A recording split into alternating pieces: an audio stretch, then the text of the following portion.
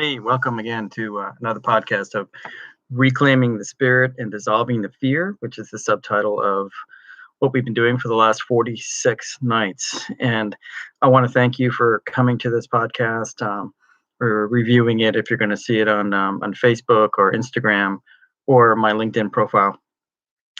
Reclaiming the Spirit is really an attempt to, it's more than an attempt to help us navigate through times such as this coronavirus, because what I've been viewing really in the last 9 weeks is a whole lot of cultural fear. And I have a background in ministry, a background in theology, and spirituality, of course, comes with that. And my claiming the spirit is my theological and spiritual attempt to look at a lot of issues that work, I think, in this time frame. And what we've been doing really the last 10 evenings is looking at 6 traditions to help find ways to get a grip on how we feel around the fear that we are encountering, and the uncertainty and the dislocation and the anger and the resentment that we're seeing on all spectrums of the society and culture that we live in.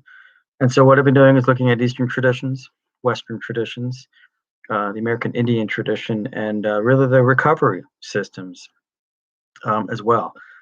So I want to look at Buddhism as a general concept, because the Buddhists have 8 paths, and 8 paths represent how they function really in this this pandemic world, but really overall. And they can be summarized as really having the right character made up of how you look at things, how you live through things, what you say about them, how you act, the things you don't do. For example, like committing adultery and stealing, and lying, and murdering. I mean, these are tenets we see in other places as well. But also making the right effort, um, making the right attempt to concentrate and be mindful about our position and our space in this world. So I kind of summarize that as character, having good character, and the Buddhists are very good at that. If you just look at the Dalai Lama and you look at all the monks that serve him, they're pretty much one solid group of men in this case, who live by a high standard. Now, the Western traditions look, of course, at Judaism and Christianity and Islam, and they all point to the Ten Commandments as being the foundation for their behavior. And of course, we're looking at the 10th commandment tonight, which is "Thou shalt not covet." Thou shalt not covet. So you've got 3 major Western religions looking at the Ten Commandments as guidelines, and really in some cases some absolutes about what you can and what you can't do. So do not covet. Now we can just pause there for a moment. Now the Christian tradition, of course, is my tradition, but I like the fact that the Jews share it and the Muslims share it too. And what is to covet something? Covet is to want to possess what belongs to somebody else. Quite frankly, it's envy. It's jealousy. It's all of these things that um, make us want to have what somebody else has, whether it's a physical object, or it's wealth, or it's power, or it's position, or it's authority. There's so many things that we might covet in this lifetime.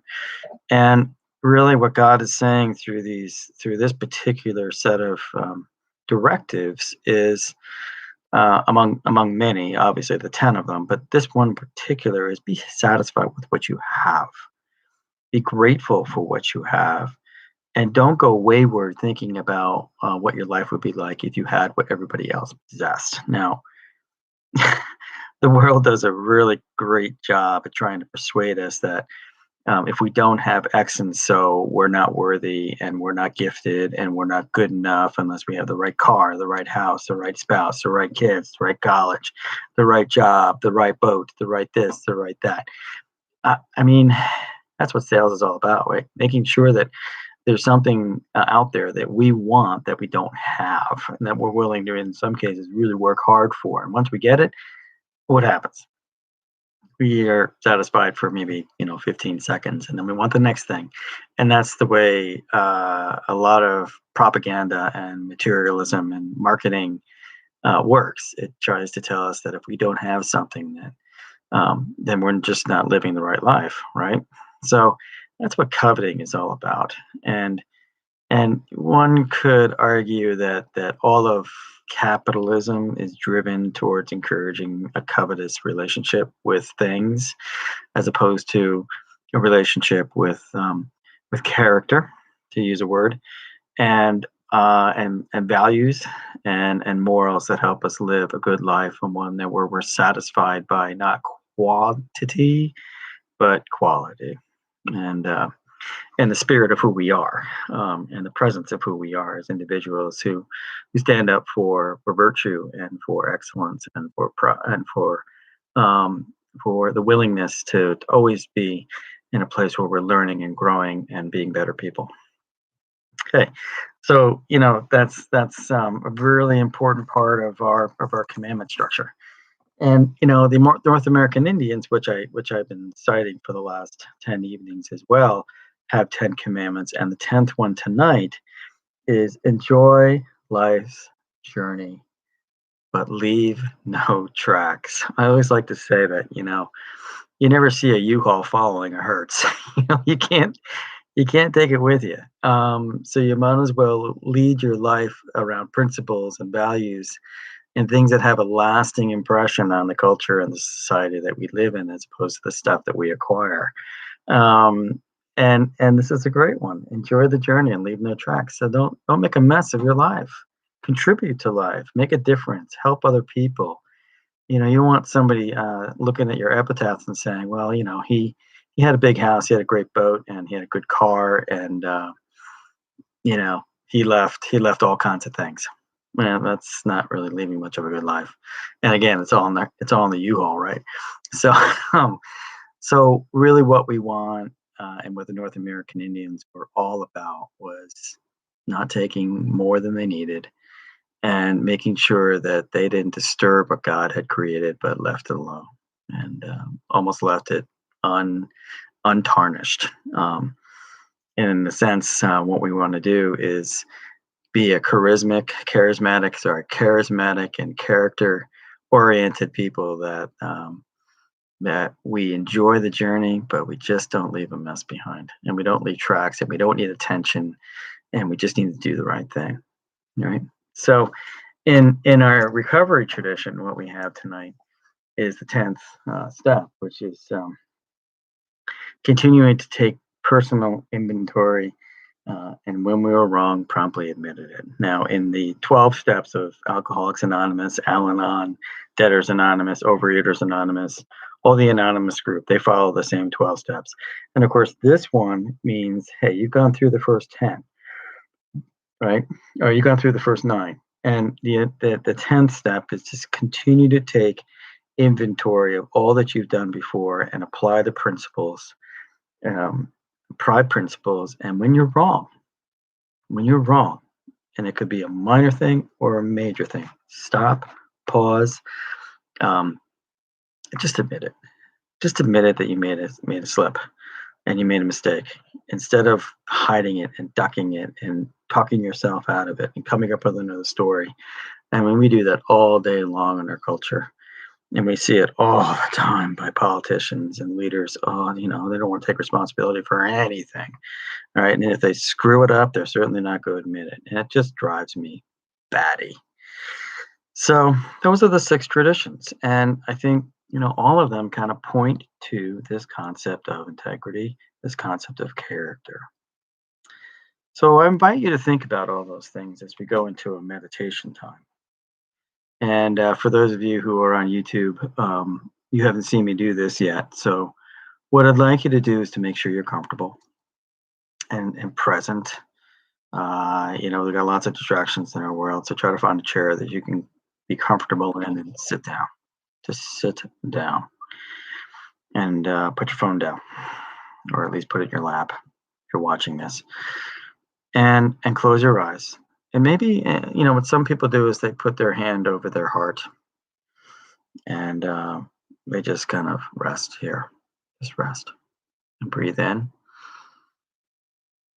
and breathe out and breathe in and breathe out. Breathe in quiet thoughts and breathe out the thoughts that race. And I'd like you to consider the end of the day. It's been a full day. Perhaps you've been outside. Perhaps you've been bundled up outside. It's cold here in the Northeast today. But the sun is shining. It's warm. And have a sense of that warmth and feel the warmth on your face as it's setting. And be grateful for all the good things that have happened today. The fact that you got up in the morning, that you were surrounded perhaps by children and family, that you had a beautiful breakfast perhaps with your partner, and that while the world is still counting the dead and going a bit crazy trying to figure out what steps to take next and how to open up and what that's going to look like. Oh, and by the way, it's going to be a really bad hurricane season. I mean, it it astounds me how much bad news we pay attention to and how much bad news is thrown in our face. So, we need to just relax from that. Celebrate the day. Maybe you did some gardening. Maybe you did some weeding. Maybe you had to work today and you engaged with your colleagues. Maybe you're on the front lines and you've been in the hospital or you've been caring for the sick and the elderly. And maybe you've been, in fact, still needing to protect yourself so that you don't have to come home and subject your family to more of the virus that may be still kicking around. Wherever you may be, just quiet your heart. Find calm. Find peace. Find rest. And feel the presence of God that comes with quieting your soul. And understand that God is with you and that the Spirit flows with you. And when we focus like this, even for a few moments a day, and we ask for help, we are actually doing wonderful things to lower our guard, to be vulnerable, to quiet our minds, to have compassion for ourselves, to love ourselves, and to love those around us, which is the byproduct of quieting our minds down. So find the peace, find the quiet, find the love that flows through your heart and pulsates through your veins, into your skin, through your muscle tissue, and into your bones. And feel it as it comes right down through your head, into your face, down your neck, into your chest, down your arms, in your abdomen, down through your hips, down through your legs, down through your calves, and into your toes. Find that Spirit of God that just sort of descends from the top of your head to the tip of your big toe. And know that you are a divine creature. You have been given a life of divine inspiration.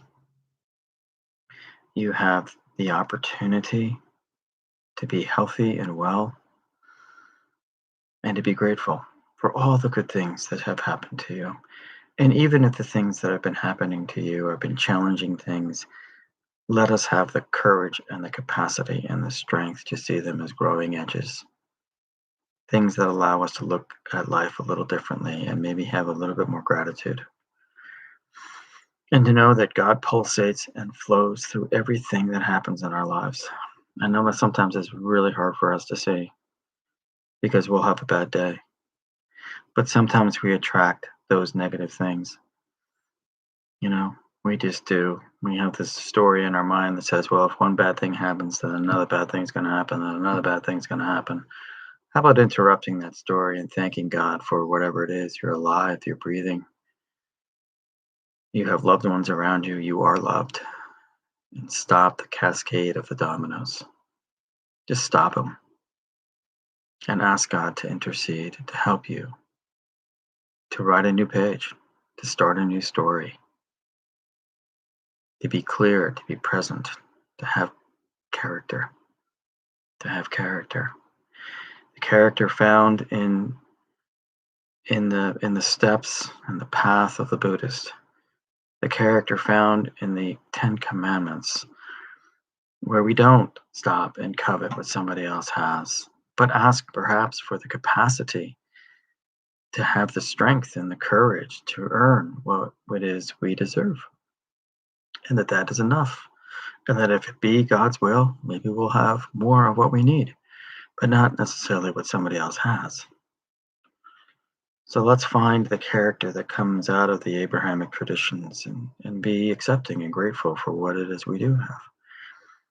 And let's also maintain the character of not needing to boast about the footprints that we leave in the sand, as the American Indians did, to enjoy the journey, to feel love enough and grateful enough for what we have today, and to not necessarily leave the tracks and brag and boast about what we do have. A beautiful thing. And of course, if you're in recovery, which a lot of people are, it's been a difficult journey. We're already challenged with temptations, and isolation is something that we do not necessarily need and does not help us if we're struggling with alcoholism or any of the isms that go with the 12 steps. But to take all that personal inventory, whatever it may be, and if we've been wrong about something, be vulnerable, be open, be caring enough of yourself to share the things that have bothered us, and be honest. Be honest. Really, what that step is asking you to do is be honest. Not enough honesty going on in this world, I don't think.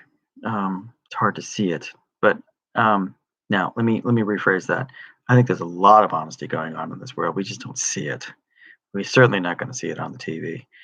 So take a step back and recognize that in your own personal life, there's plenty of honesty, as long as it begins with you. All right. So let's embrace character in this meditation. The character of heart, the character of peace, the character of calm, and the character of love. And let us be in a spirit of prayer. Thank you, O God, for this chance to share, for this chance to believe, for the opportunity to invite you into our day and to help us navigate through difficult times. Help us to navigate through difficult times and help us to be the best people we can be, and to fill our lives with the character of these tenets, these many tenets that former generations and traditions have known for the ages. Help us to adopt those in our lives. Amen. Thanks everybody for another podcast and for another chance to be with you. Love you very much. Tune in again. I'm going to post this on various places, and happy to have you here. Thanks. We'll talk to you again soon. Bye.